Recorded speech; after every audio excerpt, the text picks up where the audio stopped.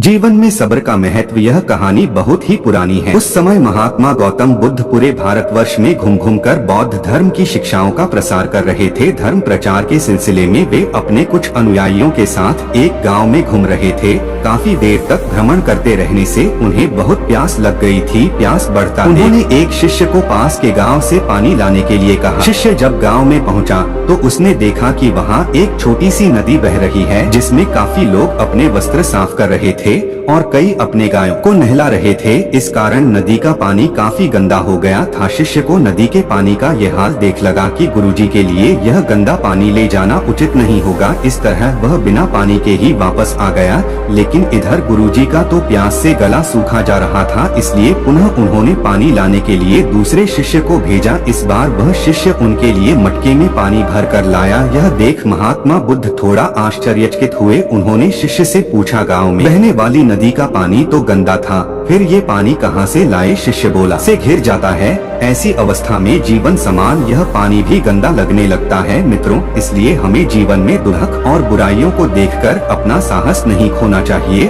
और धैर्य रखना चाहिए। गंदगी समान ये समस्याएं स्वयं ही धीरे धीरे खत्म हो जाती है। बुद्धा स्टोरी 2। अपने दुखों का कारण आप ही हैं। एक समय की बात है, भगवान बुद्ध एक नगर में घूम रहे थे। उस नगर के आम नागरिकों के मन में बुद्ध के विरोधियों ने यह बात बैठा दी थी कि वह एक ढोंगी है और हमारे धर्म को भ्रष्ट कर रहा है। इस वजह से वहाँ के लोग उन्हें अपना दुश्मन मानते थे। जब नगर के लोगों ने बुद्ध को देखा तो उन्हें भला बुरा कहने लगे और बदुआएं देने लगे। गौतम बुद्ध नगर के लोगों की उलाहने शांति से बिना बोलने सुनते रहे। लेकिन जब नगर के लोग उन्हें बोलते बोलते थक गए तो महात्मा बुद्ध बोले, क्षमा चाहता हूँ, लेकिन अगर आप लोगों की बातें खत्म हो गई है तो मैं यहाँ जाऊँ? भगवान बुद्ध की यह बात सुन वहाँ के लोग बड़े आश्चर्यचकित हुए। वही खड़ा एक आदमी बोला, भाई हम तुम्हारा गुणगान नहीं कर रहे हैं, हम तो तुम्हें गालियाँ दे रहे हैं। क्या इसका तुम पर कोई असर नहीं होता? बुद्ध बोले, आप सब मुझे चाहे जितनी गालियाँ दो, मैं उन्हें लूंगा ही नहीं। आपके गालियाँ देने से मुझ पर कोई असर नहीं पड़ता जब तक कि मैं उन्हें स्वीकार नहीं करता। बुद्ध आगे बोले, और जब मैं इन गालियाँ को लूंगा ही नहीं तो यह कहाँ रह जाएगी? निश्चित ही आपके पास। मित्रों,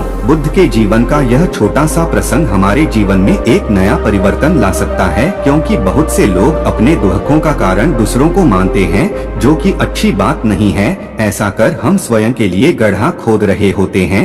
यह सब हम पर निर्भर है कि हम लोगों के नेगेटिव बातों को कैसे लेते हैं, उन्हें स्वीकार कर रहे हैं या नकार रहे हैं। गौतम बुद्धा स्टोरी 3। इस दुनिया में कोई गरीब नहीं। एक समय की बात है, भगवान गौतम बुद्ध एक गांव में धर्म सभा को संबोधित कर रहे थे। लोग अपनी विभिन्न परेशानियों को लेकर उनके पास जाते और उसका हल लेकर खुशी खुशी वहां से लौटते। उसी गांव के सड़क के किनारे एक गरीब व्यक्ति बैठा रहता तथा महात्मा बुद्ध के उपदेश शिविर में आने जाने वाले लोगों को बड़े ध्यान से देखता। उसे बड़ा आश्चर्य होता कि लोग अंदर तो बड़े दुखी चेहरे ले जाते हैं, लेकिन जब वापस आते हैं तो बड़े खुश और प्रसन्न दिखाई देते हैं। उस गरीब को लगा कि क्यों न वो भी अपनी समस्या को भगवान के समक्ष रखे। मन में यह विचार लिए वह भी महात्मा बुद्ध के पास पहुंचा। लोग पंक्तिबद्ध खड़े होकर अपनी समस्या को बता रहे थे।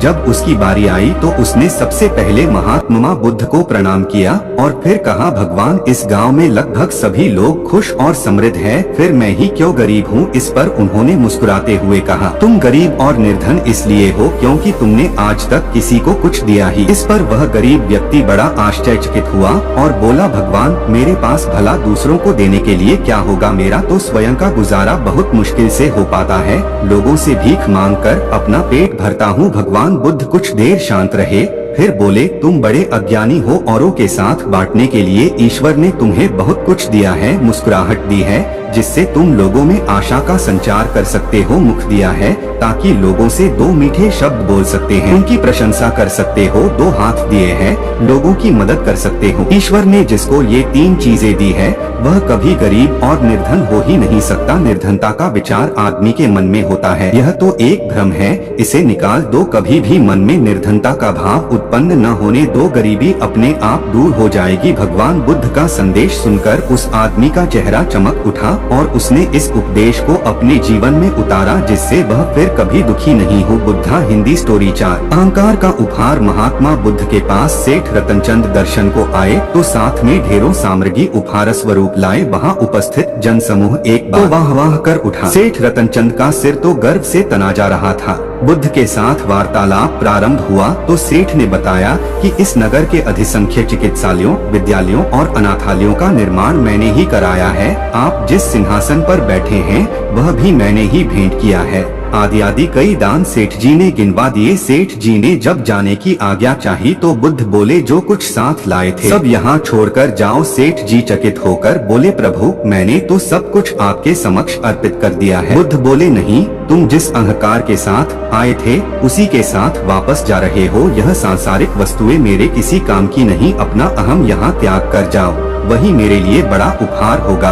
महात्मा बुद्ध का यह कथन सुनकर सेठ जी उनके चरणों में नतमस्तक हो गए। भीतर समाया हुआ सारा अहंकार अश्रु बनकर बुद्ध के चरणों को धो रहा था। बुद्धा स्टोरी 5। महत्वपूर्ण दान। भगवान बुद्ध एक पेड़ के नीचे चबूतरे पर बैठे हुए थे, हर भक्त की भेंट स्वीकार कर रहे थे। तभी एक वृद्धा आई। उसने कांपती आवाज में कहा, भगवान मैं बहुत गरीब हूँ, मेरे पास आपको भेंट देने के लिए कुछ भी नहीं है। हाँ, आज एक आम मिला है, मैं इसे आधा खा चुकी थी। तभी पता चला कि तथागत आज दान ग्रहण करेंगे। आठ मैं यह आम आपके चरणों में भेंट करने आई हूँ, कृपा कर इसे स्वीकार करें। गौतम बुद्ध ने अपनी अंजुरी पात्र में वह आधा आम प्रेम और श्रद्धा से रख दिया, मानो कोई बड़ा रत्न हो। वृद्धा संतुष्ट भाव से लौट गई। वहाँ उपस्थित राजा यह देखकर चकित रह गया। उसे समझ नहीं आया कि भगवान बुद्ध वृद्धा का जूठा आम प्राप्त करने के लिए आसन छोड़कर नीचे तक हाथ पसार कर क्यों आए। पूछा, भगवान इस वृद्ध में और इसकी भेंट में क्या ऐसी विशेषता है। बुद्ध मुस्कुराकर बोले, राजन इस वृद्धा ने अपनी संपूर्ण संचित पूंजी मुझे भेंट कर दी, जबकि आप लोगों ने अपनी संपूर्ण संपत्ति का केवल एक छोटा भाग ही मुझे भेंट किया है। दान के अहंकार में डूबे हुए बग्घी पर चढ़कर आए हो। वृद्धा के मुख पर कितनी करुणा और कितनी नम्रता थी। युगों युगों के बाद ऐसा दान मिलता है। तो दोस्तों, आज की है कहानी कैसी लगी आप अपने दोस्तों को शेयर जरूर करना, और ऐसी कहानी देखने के लिए हमारे चैनल से सब्सक्राइब जरूर कर लेना। धन्यवाद।